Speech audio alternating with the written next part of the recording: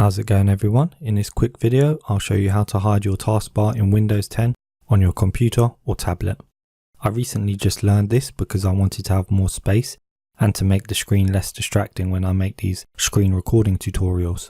This is also useful if you play games or use apps in full screen mode and need more space.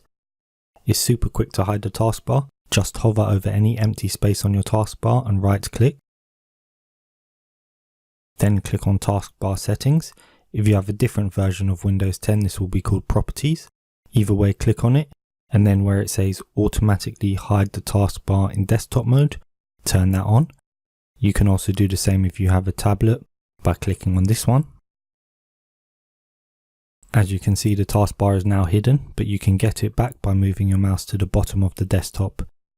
It will appear again, then automatically disappear when you move your mouse away.